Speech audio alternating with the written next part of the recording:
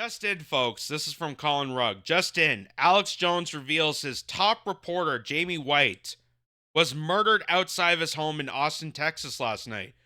Jones says his staff became worried when White didn't show up to his office this morning.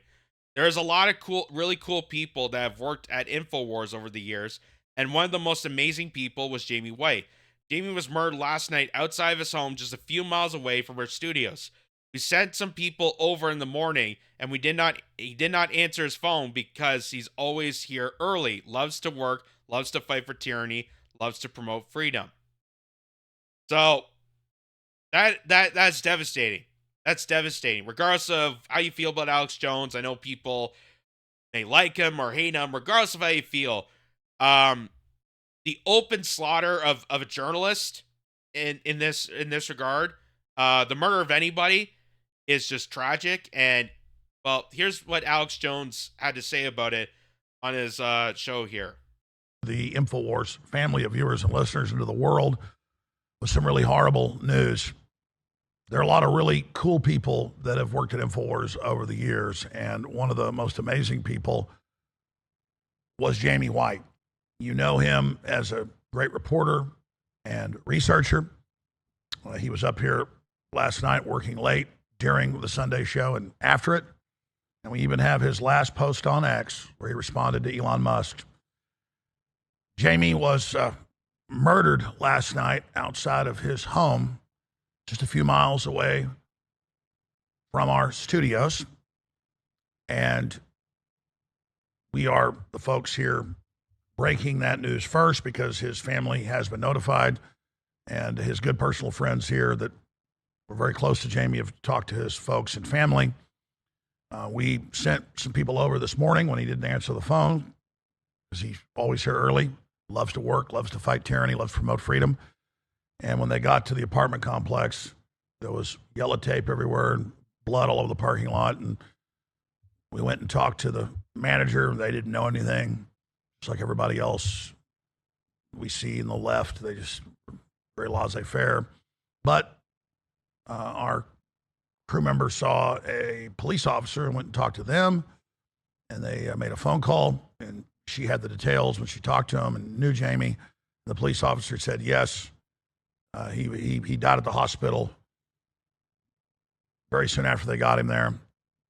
The police responded within 2 minutes, and they had him at the hospital where he was pronounced dead within 18 minutes. Just want to say the police did a great job in the response time, despite, I'm going to talk about in a moment, who I hold responsible for this, and who is responsible for this, and who are accomplices to Jamie and so many others' murder, and so many others that have been raped and mugged. Heard me on air talk about how the crime is very, very bad here in Austin. Any leftist city is, and just exploded the last 4 years. But let me just tell you what happened to Jamie. What we know so far, his last post on X was 16 hours ago. There's Jamie's X account. I've sworn upon the altar of God eternal hostility against every form of tyranny over the mind of man. Original gangster Thomas Jefferson. And I mean, I'll just say it. Jamie was our best writer and reporter. They're all great, but they all said he was the best. I mean, there's others that are almost as good, but not as good as Jamie. And he wrote 6-7 articles yesterday, posted all this news, did all this great research, gave us information for the show, assisted us in what we were doing. And I came in this morning, the crew looked really upset, and they said Jamie didn't come in. And so we sent one of the crew down there, and didn't look good. And then they didn't even want to tell me yet that the cops had said, no, it was Jamie White. We were the first to learn. We waited until the afternoon until the family's been told. You saw a little clip from a newscast about this in the early morning hours, and it's just Austin Police Department officers responded to a high-priority emergency call at approximately 11:57 p.m. Sunday night. The call was shoot, stab, hot shot, which refers to a high-priority potential life-threatening call involving possibility of an active shooter or stabbings. Officers arrived about 2 minutes later and found a male victim, obvious signs of trauma, according to APD Public Information Officer Leah Ratliff. Officers attempted life-saving measures before the victim was transported to a local hospital where he was pronounced dead at approximately 12:19 a.m. Monday morning. Homicide detectives are actively investigating the incident, which marks Austin's 8th homicide of the year. Authorities have not released information about potential suspects or specific nature of the victim's injuries. This is pretty early on in the investigation, and the homicide unit will be releasing more information as they're able, Ratliff said during a media briefing. Well, we've talked to the police off record. We know more. I'm going to reveal that right now. Multiple police officers we've talked to, detectives, said off record that we said we're really sick of this, we're tired of this, and they said we are too. We have had in the last few years our funding for crime scene people and responders cut back massively.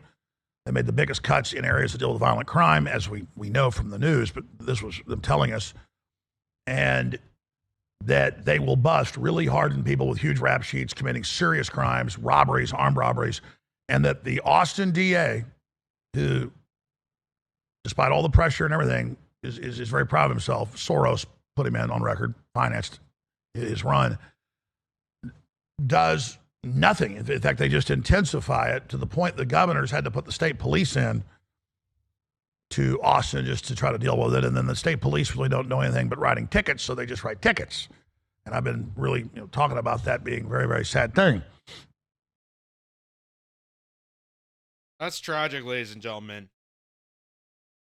That's awful and depressing. Yeah, and regardless of how you feel about people, regardless of how you feel, yeah, he's a journalist for INFOWARS, and he works with Alex Jones, and my part of my brain wants me to hate this because of being associated with Alex Jones. I don't see it that way. I see it as an individual who just happens to be a journalist for INFOWARS, was unfortunately killed.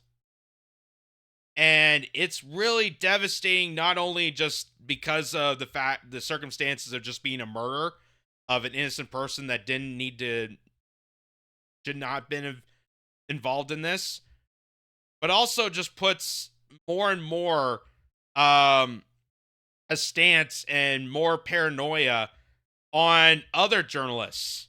And we see a lot more increasing of the sudden deaths or detained or the striking down of independent journalists. And it really makes you worry. It really makes me worry.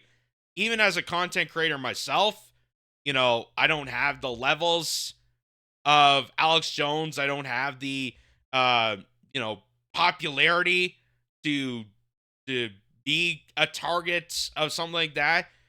But it does make you worry that when you do content that even like YouTube considers borderline content, meaning that you go a bit on the edge to reveal certain information that that governments, that agencies, that corporations do not want to be revealed, that really puts a target on your back. It really puts a target on your back. And the first thing I thought of when even hearing about this story was going back to the Seth Rich murder, where for the first time in the history of legal affairs, in the history of a homicide, in the history of investigation, because of how controversial, how conspiratorial the death of Seth Rich was, that you weren't allowed to question it. You weren't allowed to investigate it. You weren't allowed to pick out the obvious signs that something was done to this man. And it made things even more suspicious.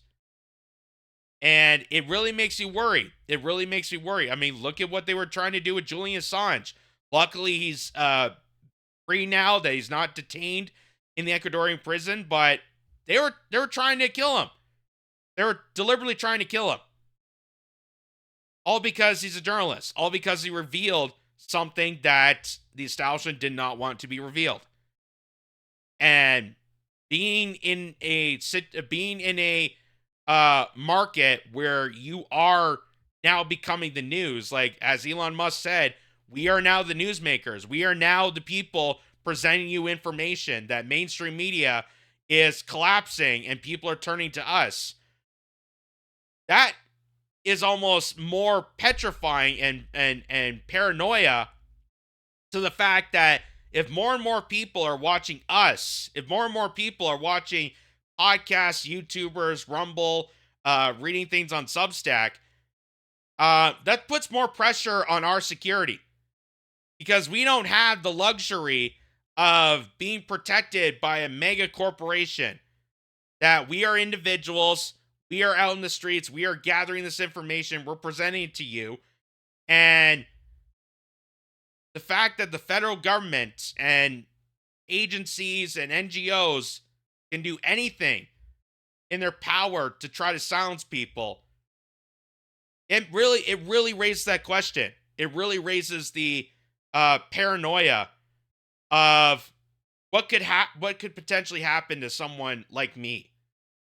So that's why I find this so more devastating than just a simple murder, because of the fact this guy is a journalist, and it really puts the emotional string on this. That's why I wanted to show you this, because we don't even know any more about this. We don't know why he was killed, and we'll obviously find out more in coming. But being a journalist in independent media, being controversial, being borderline content, really puts things into perspective of how this could actually be dangerous.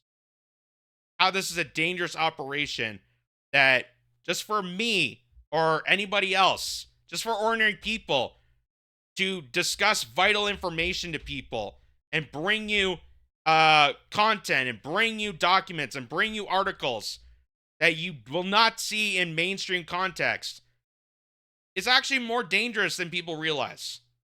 Because not only are we dealing with censorship, not only dealing with demonetization and shutting down channels, but there's moments that your life could be threatened. So that's why I feel deeply saddened by this. And my thoughts and prayers go out to the family and the people of InfoWars, regardless of how you feel. This is obviously clearly an attack on a journalist that should never have happened. Should never have happened, and it raises eyebrows and suspicions of what this could lead to in other people that also do great work as independent journalists.